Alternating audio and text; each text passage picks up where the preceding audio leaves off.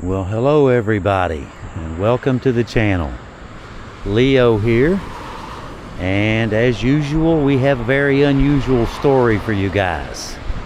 Now, if you've been watching, you watch the channel, if you follow the Hillbilly Files, you probably saw us come over here about a week or so ago, couple weeks, whatever, ain't that long, over here to we're outside Toler, Kentucky. Toler turns off right over here, right up this way.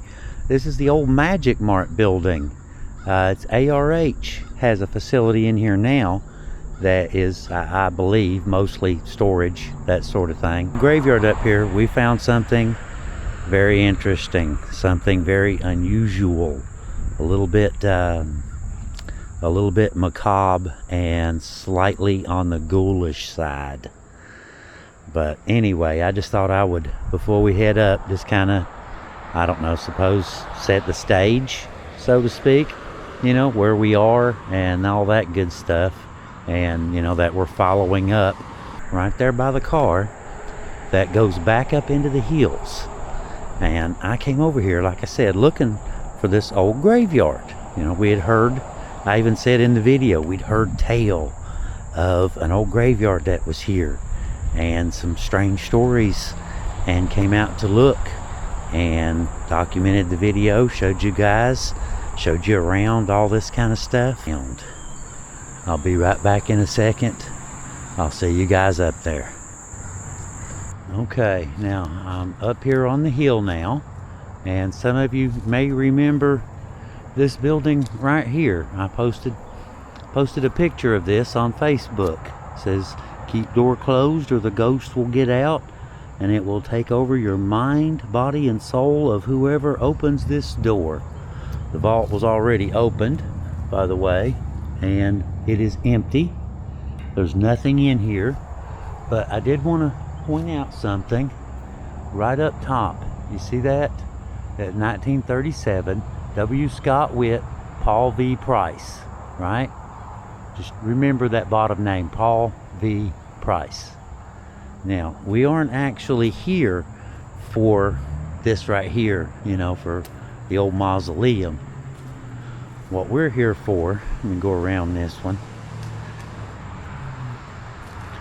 We're here for this one right here, because today we are looking into one of the most unusual, unsolved mysteries to ever come out of eastern Kentucky. Now, like I said, I was here not long ago, and we did a walkthrough with all of you, but we didn't get to really tell you about something very strange that we found out about this place while researching, documenting, and editing the video. It all begins with a young woman whose life was tragically cut short. But that's not the strange part. The strange part is that nearly 70 years after she was laid to rest, someone dug up her grave and stole her body. Coffin, vault, and all. That theft left investigators searching for answers to a crime that even to this day has never been solved. So today, we're going to shine our little light on this old mystery and tell you all the story. This lady right here,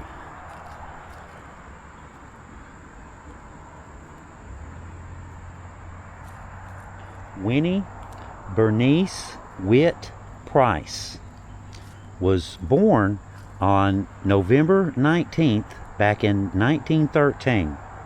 The daughter of William Scott Witt and Ida Varney Witt. She graduated from Williamson High School and soon married a young man named Paul Price. Remember the name? Now, her bright future should have been just beginning. But on April 14th in 1937, Winnie died at the young age of just 23 years old. Records say that she suffered from kidney failure. She was buried in a small private family cemetery on a hillside behind what would years later become the Magic Mart building along US 119, resting eternally beside her parents, or so everyone thought. For nearly 7 decades, nothing seemed unusual about this quiet little cemetery.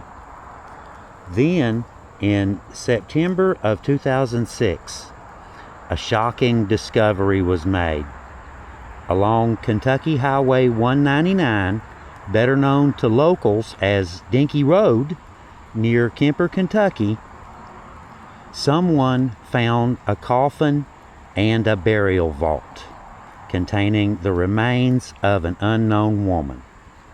The Kentucky State Police immediately launched an investigation led by detectives Kevin Newsom and Donnie Shearer.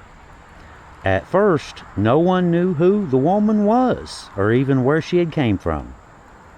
The break in the case came when an off-duty Williamson, West Virginia police officer told investigators that he had noticed suspicious activity near an old family cemetery.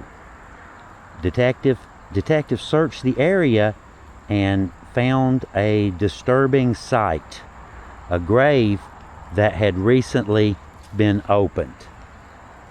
Now, the evidence obviously suggested that the abandoned coffin had been removed from that very spot.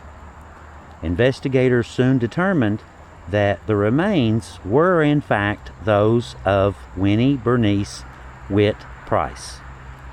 They contacted her surviving family members, searching for pictures of her to help confirm her identity, and began reviewing 7-decade-old records in search of a possible suspect.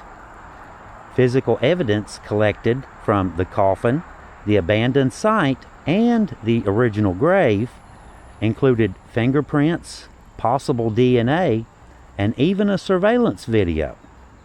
Detective Kevin Newsom described the case by simply saying, "This was a young girl who was taken away from her family." But the big question was why? Had someone been searching for valuables that could have been buried with her? Was the grave targeted by vandals? Had someone mistaken her burial site for another grave? Investigators said they had several theories, but never publicly identified them or even a possible motive for all of it. Was someone using her remains for some type of bizarre ritual? I mean, at this point, almost anything is possible.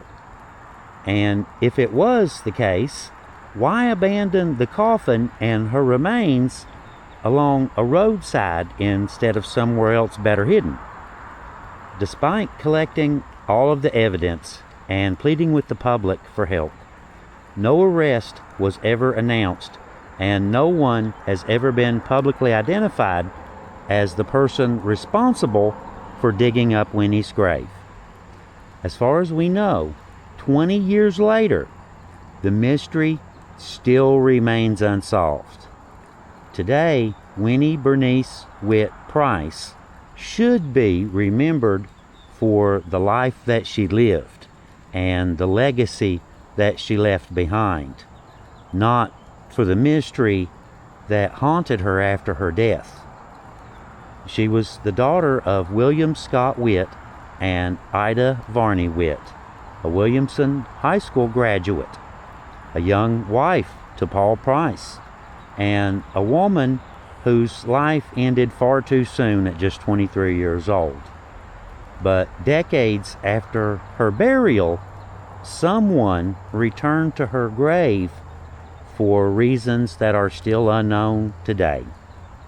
Whether the truth is ever uncovered or not, Winnie's story stands as one of the strangest and most haunting unsolved cemetery mysteries in the mountains of Kentucky.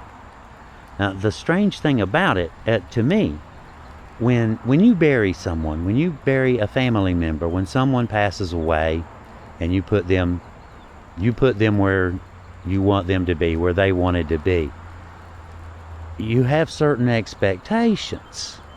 You know, you don't expect a whole lot. Let's just put it that way. But you do expect them to be left alone. You know, eternal slumber means eternal slumber, not dug up and dragged off and left by the side of the road somewhere, like happened to poor Winnie here. But I mean, seriously, is this not one of the strangest stories that you've ever heard? You know, this young girl, at 23 years old, passed away, slumbered here, we'll just go with that, for 70 years with her family. And then, oddly enough, strangely enough, I mean, what are the chances that something like that would happen? I've never heard of anything like this before. This is absolutely a first for me. Anyway, rest in peace, Winnie.